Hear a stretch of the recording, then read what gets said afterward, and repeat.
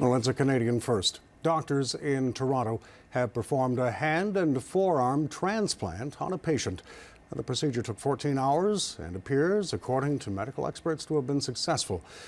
Dr. Atul Humar is the director of the Multi-organ Transplant Program with the University Health Network in Toronto. Dr. Humar, it's good to see you. How do you feel to be part of this team? I think it's amazing, actually. It's a great moment to be here, working here in Toronto, and I think this is a remarkable accomplishment. It's a first for our transplant program, and as you said, it's a Canadian first. Tell us more about the patient. The patient currently does not want to go to the media, so what I can tell you is that she's a woman who lost her arm in a motor vehicle accident and came to us actually very interested in this procedure a little over a year ago. And we've been working with her for the last year to get her ready for this procedure and get ourselves ready for this procedure. You mentioned this is a first for Canada. What makes it so difficult, an operation of this variety? Well, it's not only a technically very difficult operation, it requires a huge surgical team with very specific expertise, but also there's the whole issue of rejection of the organ. So like any type of organ transplant, you can get rejection of the hand.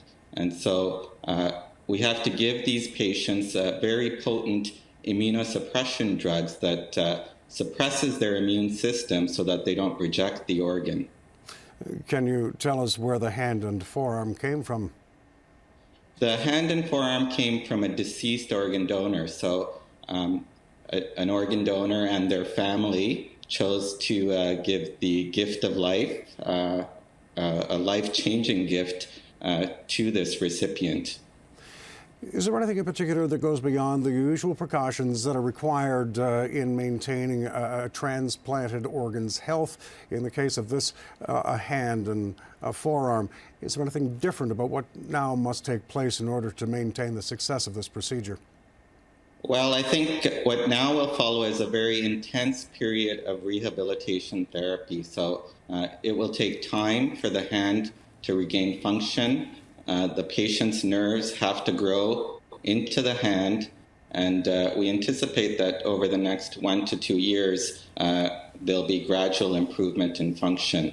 Whereas in a typical organ transplant, what we see as soon as we transplant the organ, it starts functioning right away.